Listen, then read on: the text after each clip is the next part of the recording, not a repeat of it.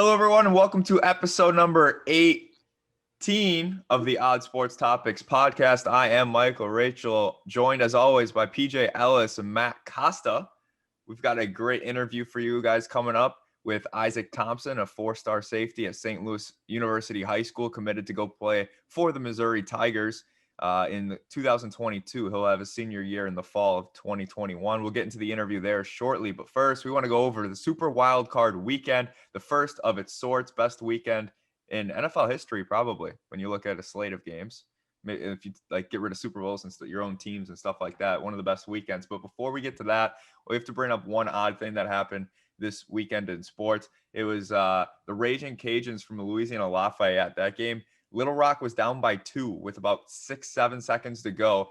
Shot clock was dark. They were holding for 1, probably going to settle for a 3. All of a sudden, the lights go dark, and nobody knew what to do. But for some reason, they just played on like nothing happened. The refs didn't blow it dead or anything and inbounded it. So Little Rock had to force up a shot with the no lights on, and the coach just lost his mind. PJ, do you think they should have stopped and replayed those last couple of seconds, or do you just you got to play through it? Yeah, you got to blow it dead and kind of get it figured out, especially some of the smaller school like that. I mean, relatively smaller school like that. Somebody in that arena can figure out why those lights aren't going on. Give it a couple minutes, let it figure it out. And then if you still can't figure it out in 5 minutes, and if it's something they can't fix, then you go ahead and play. It happened in the Super Bowl. I don't know how many years ago that was now at this point. The lights go out, the play stops. Now they stopped for 45 minutes there. I would have given it at least 5 minutes to try to figure it out and then go out and play if you can't do that. That way, you at least know what you're expecting. You know what you're going into. You know you're going to play in the dark, as well as oh crap, what's going on? Why is this happening? Oh wait, we have to still play basketball, and then go in. Your odds of hitting that shot are very, very slim, definitely. Matt, if you were a player holding for 1, which you would never be in that situation, but if you were and the lights went dark on you, what would you do? I don't know. I don't know how I would react to that. I don't know if I would stop just instinctively because I wouldn't know what was happening, or if I would have had the mentality to keep playing. I think what would have confused me too, the announcer said that when the lights went off, the lights on the backboard actually lit up. So I think that would have been confusing as a shooter or just anybody on offense. What's happening? Is the game clock, is it sped up? What's going on? But yeah, it depends on what my teammates around me were doing. If I was in that spot, I'm not much of an athlete, so it's a tough one to say. But it went on to miss the shot. They lost the game by 2. You got to probably assume the refs are going to blow it dead. So you might even have a timeout, but you're just kind of waiting for the refs to do something, do their job. So you probably don't call the timeout and waste one. You might think, hey, I'm going to need this later on. I'm not going to waste timeout because the refs are going to do their job. But indeed they didn't. So. So we're going to get into the Super Wildcard weekend, and PJ, you bring up a timeout to make the refs do their job. That happened in the Bills-Colts game where there was a fumble that the Bills thought that they had recovered, and they were waiting for the booth to review it, and they never did. So Sean McDermott quickly called a timeout as the play clock was going before Phillip Rivers could snap the ball. Then they did review it. Everyone thought it was a fumble except the refs, and they said it wasn't a fumble. Colts kept the ball. They weren't able to punch it in. Obviously, Buffalo wins by 3. Matt, was that play odd to you? The play was definitely odd to me. It's tough because you can't challenge inside 2 minutes. So McDermott really was kind of in a pickle there. It's good for him to to at least call the timeout there, make him take a second. I'm not sure if he was in their ear talking about maybe we should review this, or if there was somebody upstairs at the NFL kind of telling him you need to take a look at that. But either way, they didn't change the call, which was a shame because that looked like a fumble to me. It's all right. Didn't really affect the outcome of the game. Would have been cool if it did, but it's all right. I'll say this. I think it was an odd indictment of the replay system in football. If you're going to replay something, you have to get it right. They didn't get it right. That's happened a couple times this year. A replay, it's supposed to be there for situations like that. That wasn't clearly obvious. Everybody, all the announcers knew it. Everybody at home knew it. Both teams knew it. That was a fumble. He was up. The ball was out.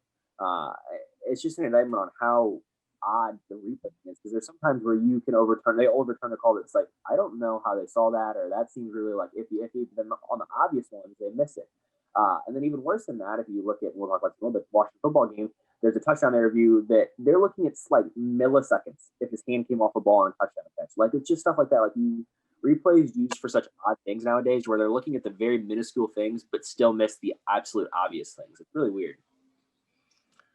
Yeah, that's a good point. I actually think that Indianapolis should have won that game. They had multiple chances to kind of put the Bills away in the first half. They were up 10-7, had a fourth down and goal to go from inside the 5, and just went off Pittman's hands. That would have made it 17-7. They were within one score most of the game. I want to get your opinion on one more odd thing that game. So late game, obviously you need a touchdown, you need to throw to the end zone.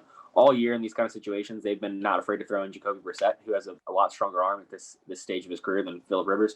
They didn't do that, and Phillip Rivers was 5 to 10 yards short of the end zone. He didn't even make it to the end zone. Why not put in Jacoby Brissett there to do what he can do better than Phillip Rivers, which is throw the ball actually to the end zone, which is where you get the ball to go. What do you guys think about that? I thought it was interesting. I don't think Brissett attempted to pass that entire game, so maybe that had to factor into it. He had a rushing attempt at the goal line where he got stuffed, but maybe they weren't comfortable in him not having any throws and then making him go out there and throw the ball 50 yards or 45 yards or whatever it was. But you're right, Phillip Rivers is definitely, out of those two quarterbacks, he's the one that would not be able to get it deep enough. So that is interesting, but I'm assuming they just didn't feel comfortable with Brissett's first pass being a Hail Mary. And I get that, but they had been doing that a couple times this year, where at the end of halftime for a Hail Mary attempt, they've been throwing in Jacoby Brissett for that throw and then pulling back out because obviously they want Phillip Rivers to be their quarterback. So they've done it before this year. That's why I was like, they're not afraid to do it. They've done it.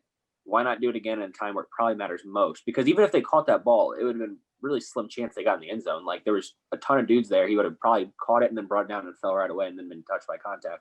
So like you weren't going to win that game regardless by having Phillip Rivers in them. If there's no chance, why not even throw Jacoby Brissett in? Just at least give yourself a try. So that game, in my opinion, was the best of the weekend. PJ thinks otherwise, but he's also biased because it was his team that he thinks is the best. But we'll get into that game shortly. That was a Saturday night game. Second game was awful. It was the Rams. They won 30-20 at Seattle. Goff had to come in for Wolford really early on when Wolford's neck basically snapped in half. So Goff had to come in with that injured thumb. Played, I think he was 9-19, which obviously is not good, but he did what he needed to do. Cam Akers had a big day. Russell Wilson had the opposite of a big day. He struggled down the stretch. Matt, what takeaways did you have from that game? Let's make this one quick. Just watching Russell Wilson struggle down the stretch was interesting to me after being like the clear consensus MVP favorite for the first, 6 to 8 weeks.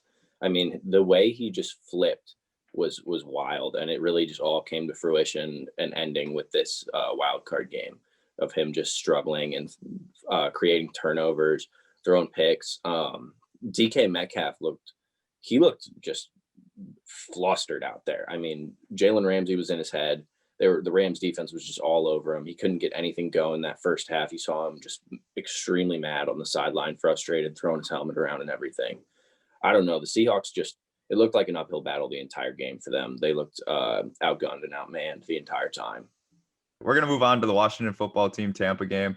That's PJ's Washington football team. Alex Smith being ruled out was super unfortunate for everybody, all football fans, as he worked so hard to get back, had a great season for when he played, and then kind of got his chance stripped away from him in primetime television. But he got it last week when he clinched the NFC East. PJ, what were your takeaways from that game? So, yeah, first off, it was unfortunate that Alex Smith couldn't play, but you cannot tell me that our offense would have been better with Alex Smith in that game than Taylor Heineke. Obviously, that was I think it was the best game of the weekend just because, one, it was looking like a David versus Goliath thing when you have this undrafted quarterback who was the backup for an XFL team, actually the St. Louis Battlehawks team. So you have the backup of an XFL team leading against probably the greatest quarterback of all time, and he is hanging right with him.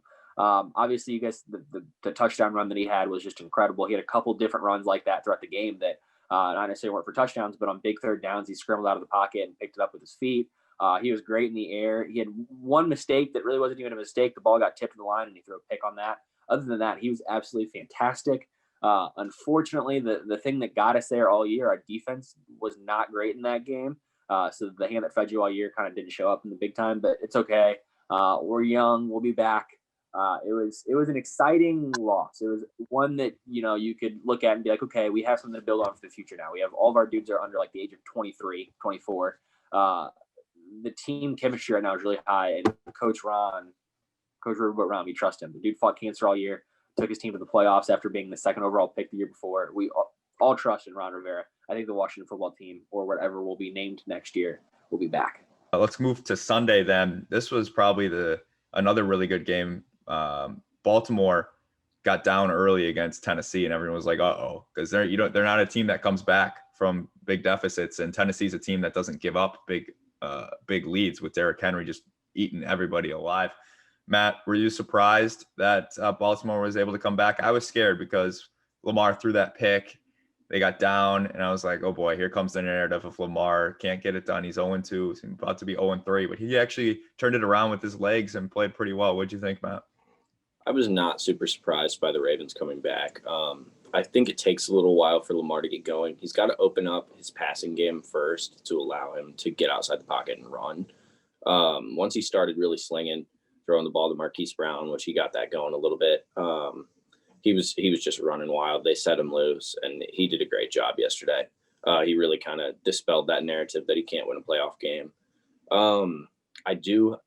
Tennessee, last year they blew that lead against Kansas City, and I want to know what goes through Vrabel's head when he's up, because he seems to stop giving the ball to Derrick Henry. He kind of, they'll go up, and then they'll let the other team back in the game, and then he'll stop running the ball.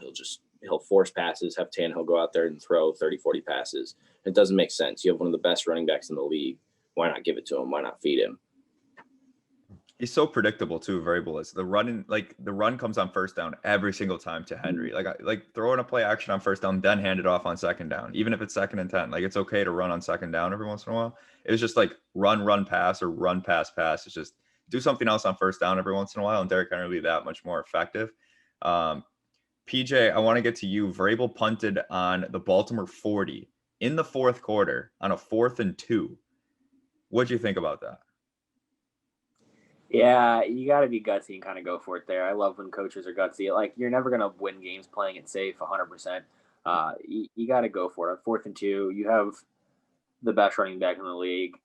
If you don't trust him to get you 2 yards in a spot where you need 2 yards, then, like, what are you doing? You got to go for it there, for sure. But another odd thing I wanted to touch on real quick is just, it's very odd that a grown man like Lamar Jackson can move that fast on a 42-yard touchdown run. That was just absolutely unreal. It's very, very odd that a grown man can move that fast. And when you see a safety step up and have every angle to tackle this man and just absolutely have zero chance to, because he blows right past him, it's incredible. We got to get to Matt's Chicago Bears. I'm not even going to say a word on this game, other than I want you to talk about Cole Kmet's 15-yard penalty when he literally handed the ball, or flipped the ball to the ref, and they said unsportsmanlike conduct. Some people are saying the ref was just salty he didn't catch the ball. So, but give us your thoughts on that Bears game, Matt, and then also include that 15-yard penalty. It was tough. I mean, they opened it off with some of the most creative play calling I've seen. I mean, deep bomb to Javon Wims out the gate, and then right after that, another deep bomb to Wims, which he dropped. Which, I mean, that one hurt. Beautiful throw by Trubisky. Oh, beautiful. Perfect. I mean, he had his defender beat. His defender was on the ground. It was just tough. Other than that, the Kmet, it's good to see that the Saints are still getting makeup calls from 2 or 3 years ago.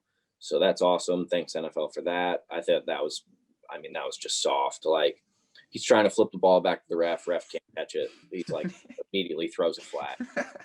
It was bad. I mean, because that's 3rd and 5. Now is a 3rd and 20, and we have to kick a field goal because we're not converting 3rd and 20. I mean, what were we, like 0-9 on 3rd downs, 0-8 on 3rd down yesterday?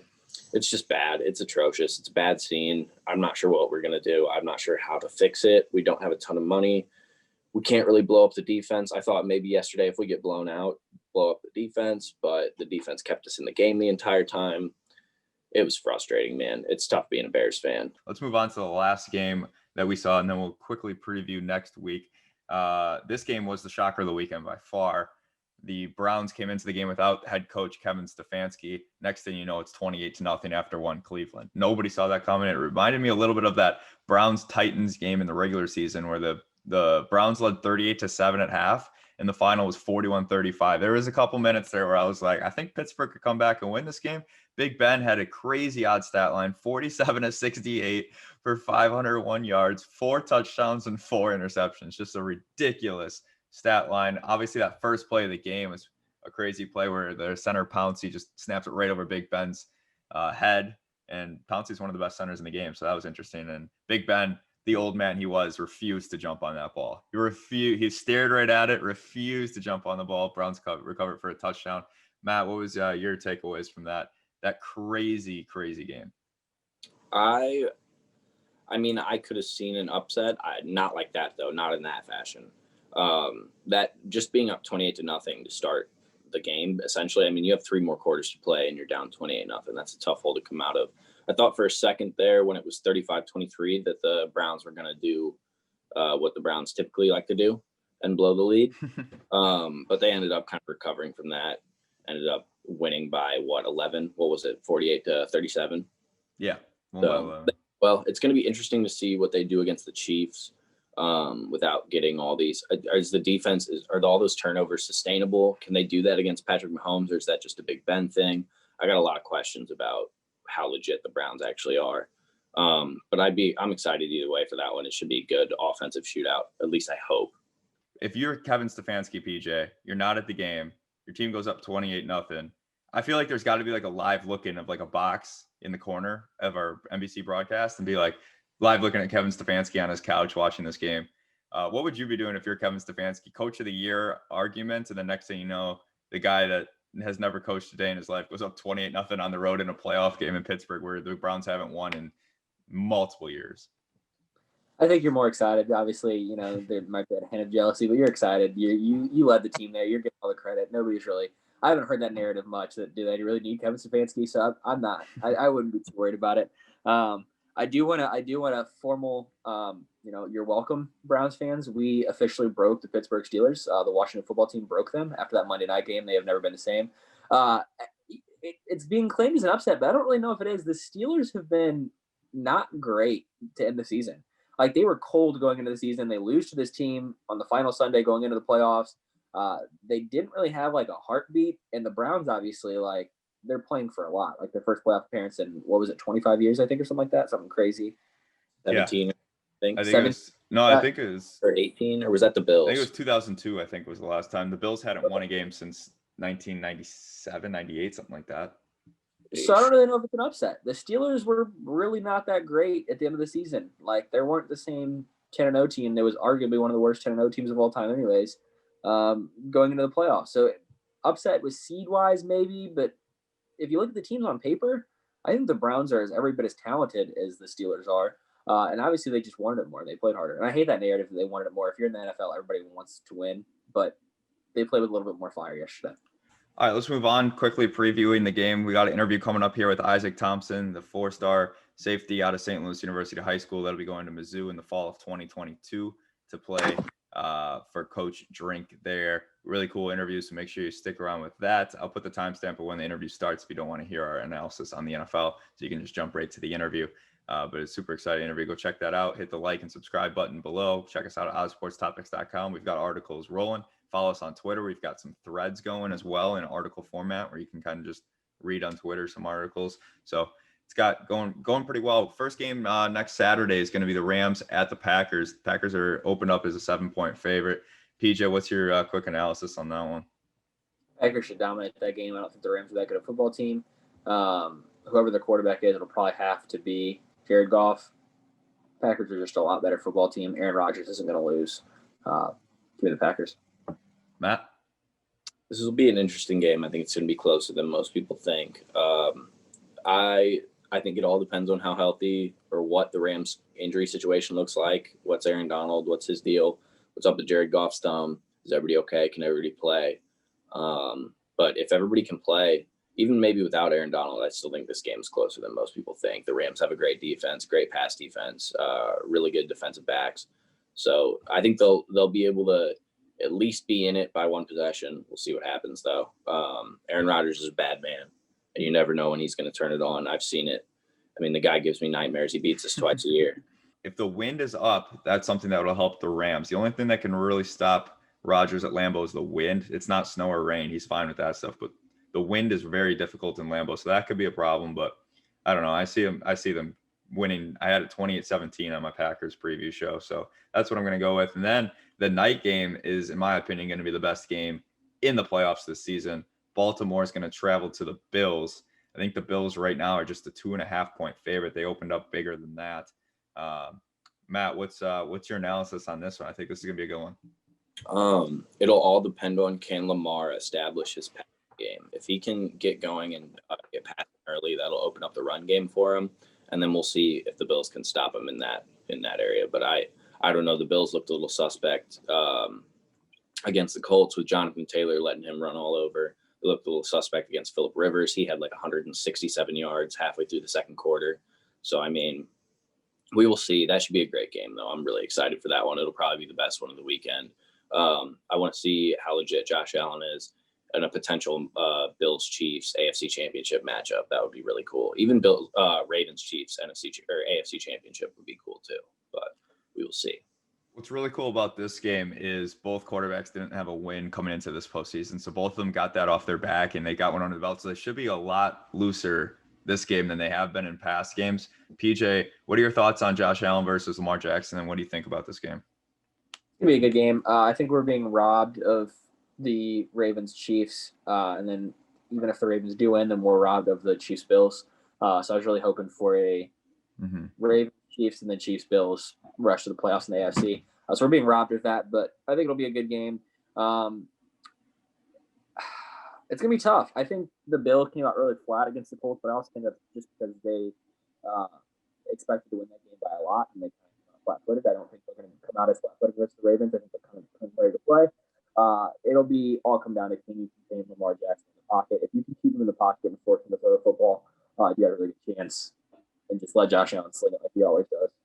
I am so upset by this matchup because I was just harping on the Ravens going to Kansas City and beating them out of Patrick Mahomes and company sitting for 12, they'll be sitting for 21 days before those guys played last because they sat week 17. So I was really thinking Baltimore would go into Kansas City and beat them on fresh legs for Kansas City, but they'd be a little rusty. Now, if they do beat Buffalo, I'm not sure if they'll be able to go to Kansas City and beat them on the third game rather than the second game, because that's going to be tough because Kansas City would have just beaten the Browns. So I don't know. This Ravens-Bills game is going to be super good. I'm leaning towards the Bills and Buffalo. If Zach Moss doesn't go, that's a big deal. He's their goal line back. Devin Singletary is not this big back that can just pound it in from the goal line. So if he doesn't play, that could be a big difference maker, and the Ravens could just run for 400 yards like they normally do, which is just ridiculous. But that should be a good one. Browns-Chiefs. I'll just start this one. I think the Chiefs will get this one. I think they'll win by a touchdown. They're favored by 10. I think Cleveland can stick around and cover that. But Cleveland lost 2 offensive linemen in that game against Pittsburgh. So if they can't go, that's going to be a disaster for them. But this is a perfect matchup for Kansas City. Sitting for 21 days, it paid off because they can afford to kind of come out a little sluggish. Does anybody see a problem or anybody think Cleveland has a chance to pull the upset here? No. Give me all line minus 28 from the Chiefs. That's how confident I am in the Chiefs. I would take them literally so much money. They're going to blow them out. At the end of the day, you look at the quarterbacks in this game, Patrick Mahomes versus Baker Mayfield, and it's not even close. Like, it's going to be a blowout.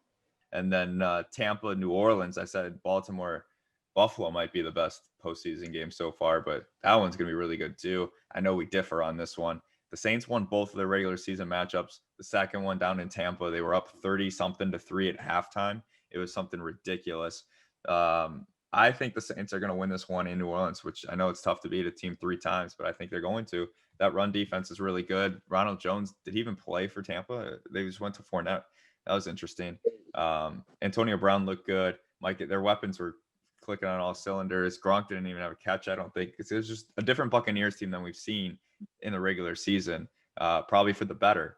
But I'm a big Ronald Jones fan, so that was odd. But I think the Saints have it going. They haven't had Alvin Kamara, Drew Brees, and Michael Thomas playing all at once throughout the entire regular season. They looked decently well yesterday against the Bears defense that was beat up without Roquan Smith, obviously.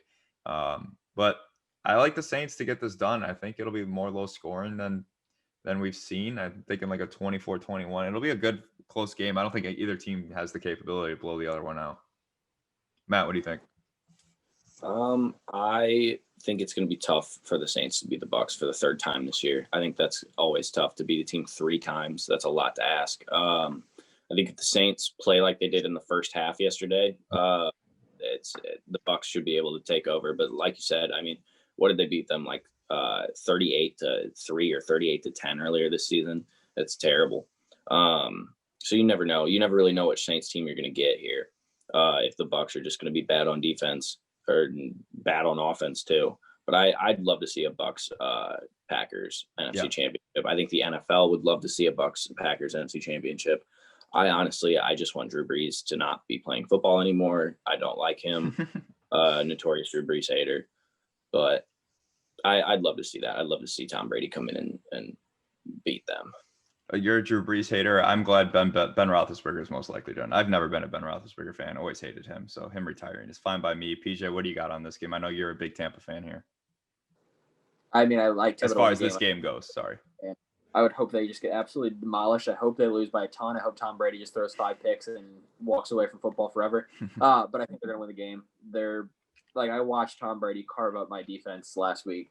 He reads defenses so incredibly well. This is the playoffs of quarterbacks that probably need to retire either this year or next year. You got Drew Brees, you got Tom Brady, Phillip Rivers, Big Ben. This has just been a year for old, decrepit quarterbacks who are somehow still getting it done. And this game is no different. The Bucks will torch the Saints. Tom Brady is just too good. He's got too many weapons. Cameron Brate torched the Washington football team. I think he will probably do that again against this team. They're too good. The Saints aren't really that good. You're right, Mike. They're healthy for the first time. They got some weapons clicking, but Drew Brees still can't throw the ball further than 10 yards. And meanwhile, Tom Brady's out here absolutely just carving up defenses. I'll take the Bucs easily. All right. Well, that was our long analysis of last weekend and this weekend. I think I went longer than we thought, but I think it was pretty interesting. Hopefully you guys like that. We're about to get into the interview with Isaac Thompson, that 4-star safety from St. Louis University High School that's going to play for Mizzou in the fall of 2022. Before we do, we've got to throw some disclaimers out. The trivia, that was harsh, man. We did them dirty because we told them it was going to be easy at trivia questions, and then we hit them with some very easy ones, including what state is Missouri from. But then it gets very, very difficult from there, and we didn't tell him it was going to. So sorry to Isaac on that, but it was fun, and hopefully you guys will enjoy that. But I want your guys' thoughts on him saying, we'll spoil this. He said that safety should be worth more than 2 points. Matt, what do you think about that? Safeties are rare. I would be okay with that. Maybe like a 3-point safety. That'd be cool. I don't know if that's a top priority right now, changing that one, but I think it would be fun because they are rare. I mean, you don't see them often. You don't even get like one safety a week most of the time. I'd love to see the numbers on how often a safety actually occurs in an NFL game, but 3 points seems reasonable. So PJ, I'll come to you in a second, but first I want to say it's a little more, I think it's more detailed than people think it is, because on a safety, you also get the ball back. You get the ball punted to you. And if you make it more points, you obviously have to keep it lower than a touchdown. But if you get it 5 points, then teams have to decide, do I want to just knock this ball out of the end zone and then punt the ball back to that team, or do I just let them recover it in the end zone for a touchdown? They get 1 more point, but we get the ball right back. I don't know. I could see it making 4 points, so that teams aren't intentionally knocking balls out of the end zone instead of trying to get touchdowns. I don't know. I can see 4 points. What do you think, BJ? One of my favorite NFL Twitter accounts is Scoregami, where they crop every unique score. So the first time a score's ever been reported by the end of the game. I think if you changed the safety to 4 points, you'd have a lot more Scoregamis. So for that, I think, and I didn't really think about that until you just said that. So now my mind's kind of busy thinking about how teams would have to make that decision, whether you want to give them the 4 points and the ball back or just give them the 6 and go from there. I think it's interesting. But you're right, safeties don't happen. Matt, I would agree. I'd love to see the numbers on how many safeties there were in the NFL this year throughout however many games are played. I don't know the total number of games played, but I think it's really interesting to see how often they happen, and they don't happen that often. So I could see raising it to 3 or 4. I agree, Matt. It's not one of the most pressing issues, and since it doesn't happen that often, it's not as big of a deal. But I think it's definitely rare enough to where it should be rewarded for the defensive team if you do that more often. You always see a couple holding calls in the end zone, which is automatic safety. I know that happens every once in a while. Scoregami, though, PJ, I'm glad you brought that up because it's still mind-boggling to me that we're having unique scores 50 years into the league. It's just crazy. And these scores, they seem like it's 42-26. That's not an NFL score, but you would think that at some point in the NFL history that has happened. And it happens it's happened at least 6 times this year. Was there one yesterday? There was one yesterday, yeah. They got last night. There was a Scoregami yesterday. I think it was the Browns-Steelers game. Okay. Yeah, and that was 48-37. Okay, that's not the most common score, but you'd think that would happen in 50 years. It's ridiculous, but whatever. Anybody else got anything else to talk about with Isaac before we get into the interview? No, it's a great interview. I hope you guys enjoy it. It's awesome. Isaac's a great kid, so it's great. Forever a friend of the pod. Forever.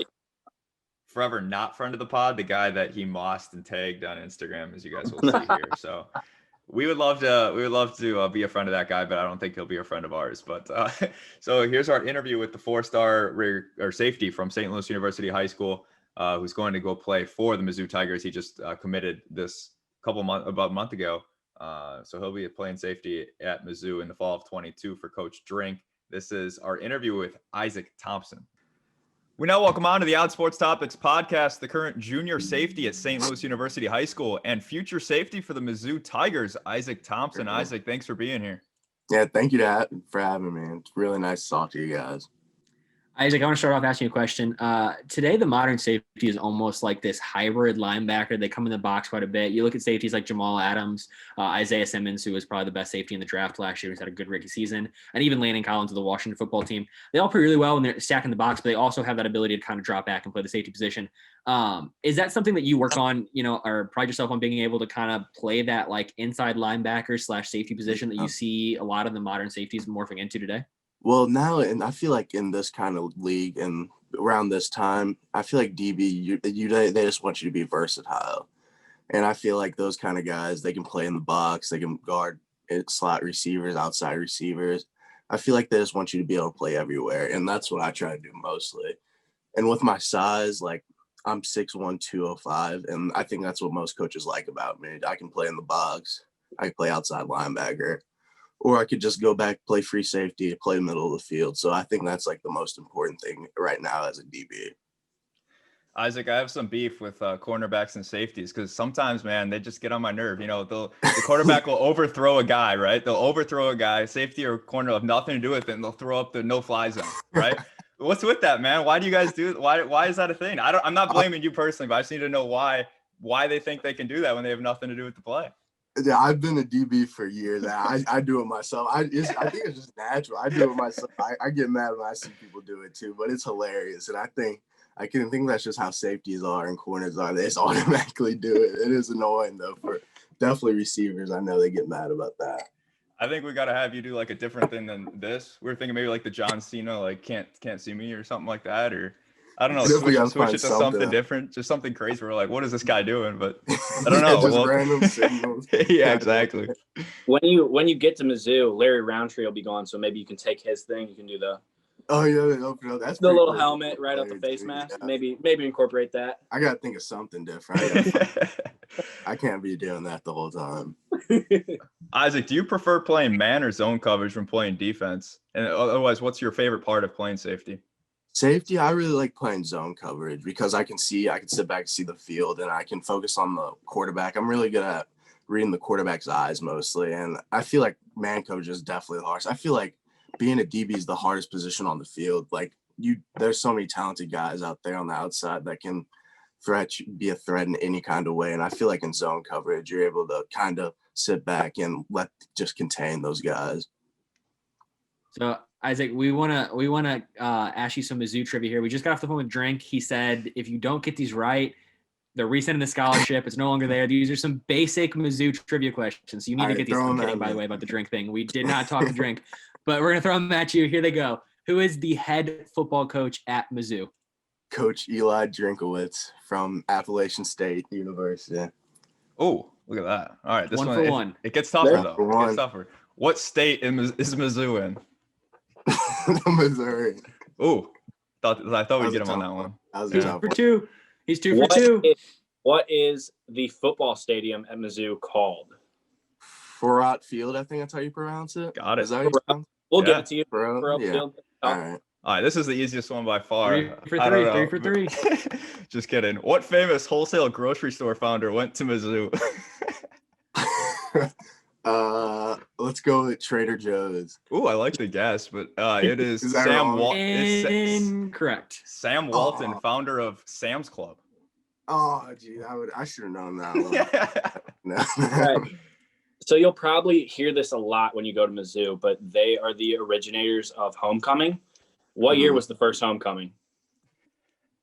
I have no idea. When was it? 1911. Oh, 1911. We may have made I had no we idea. may have made some difficult ones after giving you some easy ones. Just to Yeah, exactly. It turns out right after that one. Jeez. What year did Academic Hall burn down? 1936. Good guess.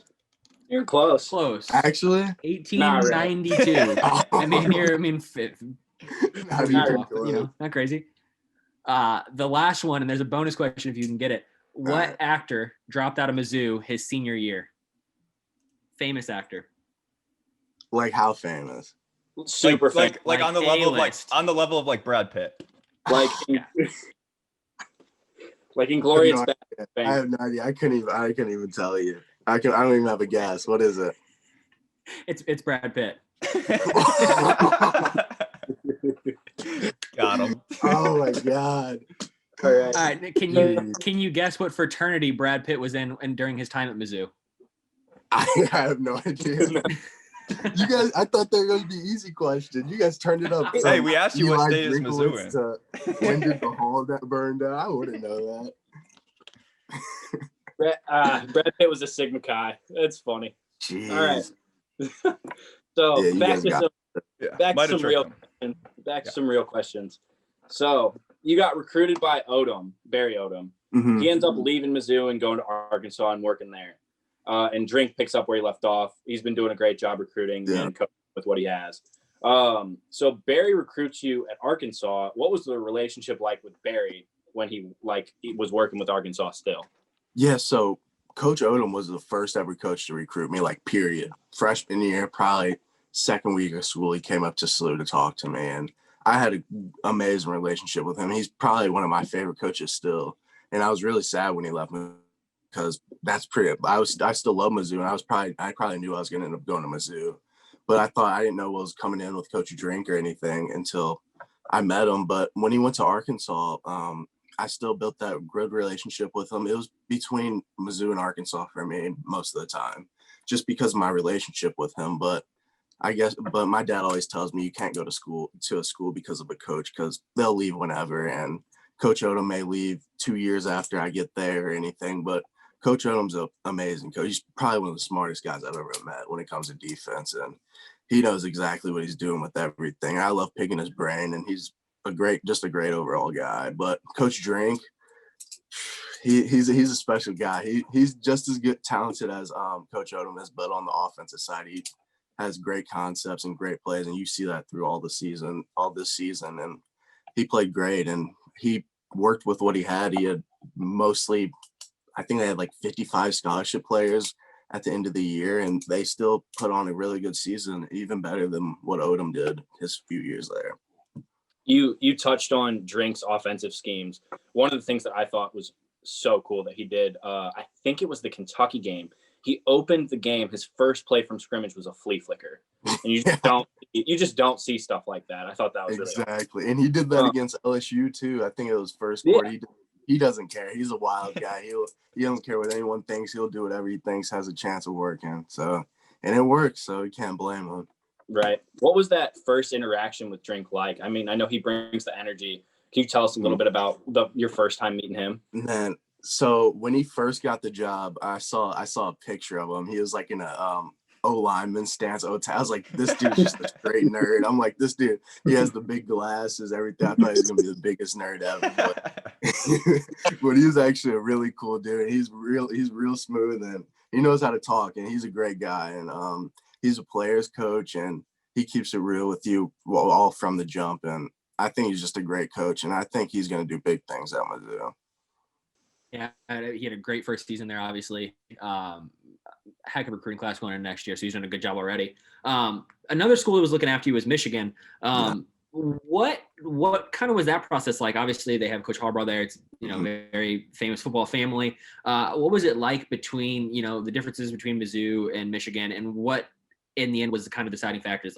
Michigan's not for me. Yeah, I was always interested in Michigan. My dad played at Michigan State actually, and I went up there for a visit probably 3 weeks before I committed. And so I went up there and I hung out with all the commits up there. They had some really big guys up there, and I actually loved it a lot. But they had a coaching uncertainty with Coach Harbaugh, and I had no idea if they were coming back or not, and they had a pretty terrible season. And I feel like that Mizzou has more promise than Michigan has right now as a program. And I really valued staying at home the most. And I have a great family, so I have no problem staying away from home, being able to come back whenever I want, and just being in the SEC, the best conference in the country, I feel like. And the coaching at Mizzou is just promising. I think it's more promising than Michigan. So I think that was a pretty easy decision to me. But I felt like Michigan's still just a great school, and it's always going to be one of those blue bloods with the top name. But right now, I feel like Mizzou is where it's supposed to be at and where I should be at. I think that reminds me, next time that you have a decision to make or announce, feel free to come on Odd Sports Topics and do it exclusively here and share it out to the world. Just a heads up. I just want to let you know you can use our platform to make a big time decision next time. We're here for you. We're cool with that. Any big decision next? Maybe the Adidas All American game. Or There something. we go. Perfect. There you go. There you go. So we knew, well, I knew that your dad had played running back at Michigan State. Was there any friction between you and him when you were considering Michigan at all? I actually have this picture. It's me, my mom, and him holding the Michigan flag, and he looks like he just hates it. He looks like he's having the most miserable time of his life. But I feel like if I wanted to go to Michigan, he would have been fine with it. He may be a little bit upset, but I think he would stick along with me no matter what, and whatever decision is best for me. One of those guys where he'd show up to games, he wouldn't wear the logo or anything. He'd just wear plain blue. Exactly. Probably just a navy blue shirt, and that's it. Navy blue shirt, navy blue Nike hat, nothing else, no logos. Who was that guy that just wore the NFL logo at the NFL game that one day? You guys know what I'm talking about? No, the actor? I know what you're talking about. It was an actor. Yeah. All right. We'll have to touch back on that. Isaac, I see you got like a Muhammad Ali poster behind you. Is that what that is? Right. That's by nice. my bed. Yeah. What's the inspiration behind that? I just like the poster. Yeah. I think it's solid. It's a cool picture. It's a sick picture. So we got a question here that might be a little odd to you. What is one rule change in football you'd like to see? We interviewed Drew Sears, who plays at Lindenwood University. He said he wants the crackback hits back, which was kind of violent. Yeah, kind of violent. But I would say that. And I feel like safety should be worth more points than just 2 points, because that's so rare. I feel like that should be more than just 2 points, maybe 3, or maybe move it up to 6 or something. I think that would be good. I'm with that. In my fantasy leagues, we have it worth 4, so instead of 2. Exactly. It's got to be worth more. Because that never happens. I agree. That's solid. Yeah. So we know Drink's one of his big things is recruiting in the state of Missouri, and one of his like major movements right now is the Lou to the Zoo movement. How real is that? I know yourself, you committed to Mizzou, and then another guy that just announced his top 4, who I know you know, Tyson Ford. He included Mizzou in there too, and then I think he's trying to flip Luther Burden, and Mookie Cooper has just transferred from Ohio State to Mizzou as well. So how real is that Lou to the Zoo movement, and how did Drink kind of help change this, and what can we expect from it in the future? I mean, it's huge. I think Coach Odom, I don't think he valued it, but I didn't think he made it like his top priority. And I feel like that's Coach Drink's top priority, is just getting everyone possible in St. Louis. And he always says that we could win any game if we got all the kids from St. Louis. And there's so many kids from St. Louis that are just great, like Mookie Cooper. He's going to be there. He's going to be huge there. There's so many kids in the 21 class. The quarterback at East Side, St. Louis, Mekhi Wingo at DeSmet. And he just makes you believe in it. And he makes sure that he values, and he makes sure that you know that you're valued at Mizzou. And I feel like he's going to get everyone possible at Mizzou, and it looks like he's going to be able to. I think he'll be able to flip Luther Burden, who's the number one receiver in the country, and we got Jamarion Wade already from Parkway West. I think he goes Parkway West, and Tyson Ford's also really interested in Mizzou too. So I think my class specifically is going to have a lot of kids end up at Mizzou, and I think it'll really be a great impact on Mizzou's program. I've seen, I saw, he said, if there's a kid in Florida who's same ranking, same rating overall as some kid in Missouri, we're going for the kid in Missouri, no doubt. Yeah. How does that, in a recruit's mind or standpoint, how does that make you feel, or how does that persuade you at all to want to come to Mizzou?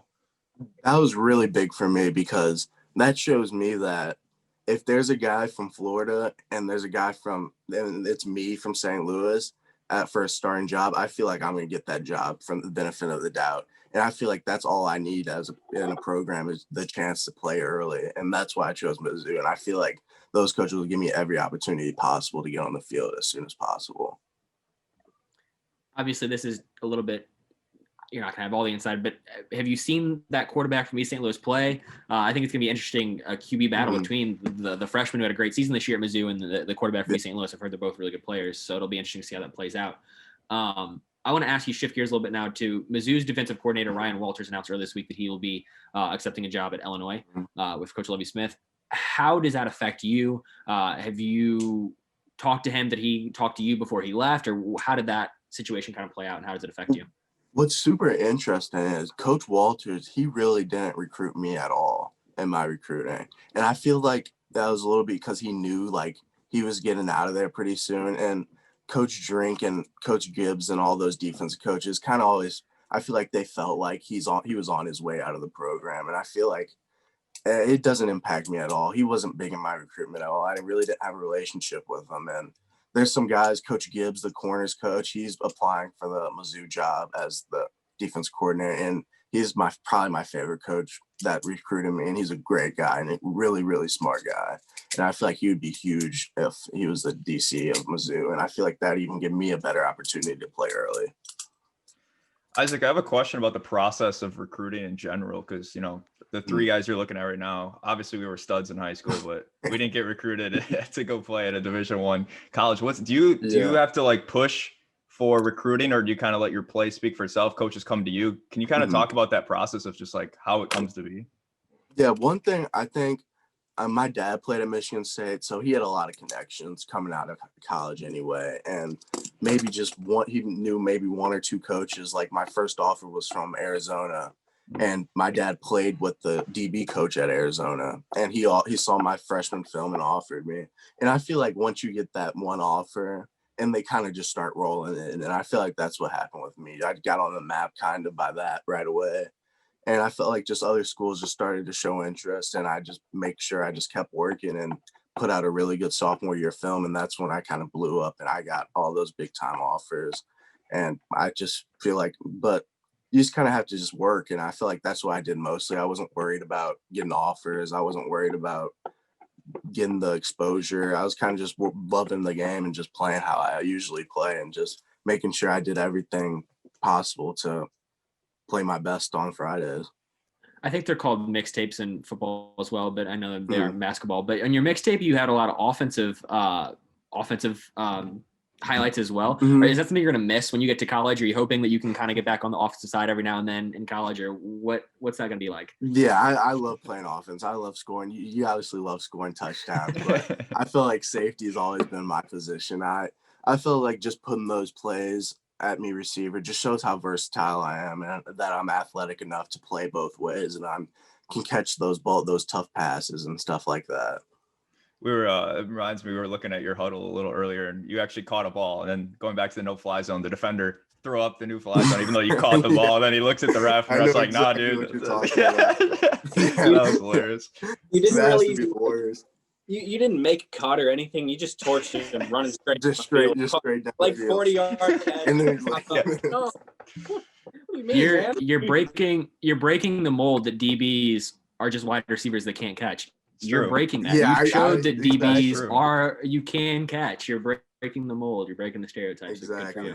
Your sophomore year highlight tape at the 1 minute and 24 second mark. I remember exactly. You actually mossed it on CBC. Just mossed him.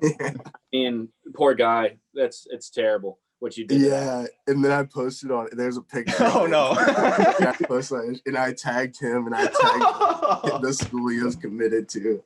Oh, I felt pretty bad about that. And he's decommitted. You can't go there now. That was hilarious. That is ice cold. I just have a couple questions left. I think Matt's got one. I got two here. I just want to know, this is kind of bad, but what is your worst memory playing football, and how has that shaped you into who you are today? And then on the flip side, I also want to hear your best football moment? I would say my freshman year, we were terrible, and we went 1-10, and it was terrible. But I feel like then I focused on more of myself and just making sure I was doing my thing on the field and not worried about mostly the record or anything. I feel like that kind of just got me better and just made me realize how that I have to control what I control. And especially at DB, you can do that, and you can play, you just play your best, and you're still going to have film. You're still going to better yourself. But sometimes you're in those situations where you just have to lose. And that's just how it is. But you still have to do your thing and make sure that you're doing what you're supposed to do. And I feel like for the best moment was probably I would say just like grade school football. Just that's so fun, just playing with your friends and having fun. And I feel like that's the purest form of football like you can have. And there's no politics in it. There's no worried about getting offers, worried about rankings or anything. You're just out there having fun. And I feel like that's where I found my love for football the most. That's awesome. Quick story. The reason I quit football was actually because of what you're talking about. I got tripped into mud when I was 4 years old, and I'm done with the sport. But that's my story. Just over with. Yeah, Just like, Either that or just the fact that he's not athletic. One of those two is one probably of the those reason two that he things. quit football. Probably a It's little bit of probably the both. non-athletic thing. But we blame other people when we can. Exactly.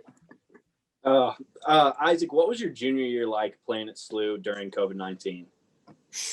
Well, actually, I don't think you guys know this, but I got COVID in the summer preparing for the season, and I got really, really sick from it. And I only got to play one game last year, and Really? out in protocol, just trying to get back, trying to just feel better. And I feel like I just never got back better until that last game. And I went out there and I played, and I think I played really good. I was still a little bit out of shape, I feel like, because just getting back, it's kind of hard to get back just in game mode right away. But it was really tough. Our team really struggled just doing everything perfect. You got to check in, get your temperature, got to social distance. And it's really hard when playing football because you really can't do that. So we pretty much spent the whole season just split defense, split offense, and that's it. And there's really no like team chemistry when it comes to that. And I feel like colleges really struggled with that. Like maybe Michigan struggled with just not having the chemistry that you need for a season like that. And I feel like that's really hard to deal with. What can we expect from SLU and yourself next year for your senior year? Well, we have a lot of talent. I think we have tons of talent. We have Ryan Wingo. Coach Drink offered him coming out of 8th grade. He's going to be a sophomore this year. He had a really big freshman year, and he's taller than me. He's 6'2", 180. His brother played at Mizzou. You probably know him, Raymond Wingo, and his oldest brother played at Arkansas, Ronnie Wingo. And that's just a whole football family. And he's such a great player, and he's one of the fastest dudes I've ever seen. So I'm really excited to see him play next year. And we have a bunch of skill guys coming back that are really going to be really good for us. And I think we're going to have, and our schedule is actually really easy this year. And I feel like we can make a big run. Isaac, I got one final question for you. Playoffs start tomorrow for the NFL. Who is your team? Or today's Friday. Yeah, playoffs start tomorrow. Mm. Who's your team? Who you cheering for? And then besides that, who do you think is going to actually win the Super Bowl this year? I got to go Chiefs all the way. I have to. That's who I go. That's who I go. That's who I went with last year. I think they're going to pull it off again. I know it's hard to go back to back, though. I think they could do it, though. Mike? Is that your team you cheer for as well? Yeah, that's the team I cheer for as well. And for the national championship Monday, I gotta go with Alabama. I want Ohio State to win, but I think Alabama is gonna beat them by probably 30. SEC, baby.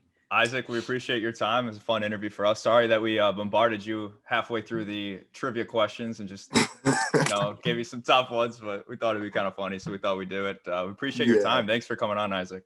Thank you guys so much. It was really fun. It was nice seeing all you guys too. Big thanks to the future Mizzou Tiger, Isaac Thompson, going to be playing safety there. He's got one more year in high school, so that'll be class of 2022, and then he'll head over to Columbia, Missouri, where he'll play for the Mizzou Tigers. Make sure to hit that like and subscribe button if you're watching on YouTube. If you're watching on the podcast app or Spotify, give us a 5-star, rate us. I see that some of you guys have rated us. We appreciate that. It'll help us get notoriety more. I don't think that was said right, but we'll go with it. Yeah, appreciate it, guys. Go check out oddsportstopics.com. We've got some articles going well. Matt just wrote one. Colin just wrote one. PJ just wrote one. I'll be writing one next week. You guys have anything to say about that interview with Isaac? It was great. Yeah, piggyback off what Mike just said. I did write an article. It was one of the first times I wrote an article in a really long time, so definitely go check that out, as well as Colin's and Matt's. But the Isaac was great. It's always good to talk to somebody who is beginning their career, like their next steps. You know, he'll be in college in 2 years after this following season, and he's got big things coming at Mizzou. He was really candid, very open with all of his answers. He was really straightforward, didn't beat around the bush, wasn't playing the politics game. He just kind of says it how it is. So it was a good interview, refreshing to hear that kind of stuff. So Matt, you knew him growing up. Give us a story from your childhood as you guys hung out together all the time. Well, Isaac used to come to a basketball camp that I helped work, Bob McCormick's basketball camp in St. Louis. And when Isaac was in, I want to say 5th or 6th grade, he was out there beating all the 8th graders in basketball. I mean, I thought he was the truth. Were you one of those 8th graders? No, I was not. Okay. But he probably still could have beat me, being whatever year I was in high school. Oh. So his older brother used to tell me all the time, Isaac's the truth, man. I'm telling you, he's going to be really good. And I believed it. And now, like, seeing that come to fruition, it's awesome. I mean, I'm a known Kansas fan. I love Kansas. Well, not really football, but I love Kansas basketball. Yeah. But I'm also an Isaac Thompson fan, and I will be a Mizzou football fan when he's there. I can't wait to see what he does on the next level. It's exciting. Thanks again to Isaac Thompson for coming on our pod. We hope to have him on again as his career continues to unfold in front of our eyes. Best of luck to him at SLU University High School this year for his senior season. He says that they should have a good year, so we'll have to check up on him. And then once he goes to Mizzou, obviously we'll be checking up on him as well. So thank you all for listening. We all appreciate it. Hit that like button if you ignored my first message about 2 minutes ago. Do it now. I'm guilting you into it. And everyone have a good week. We'll see you next week.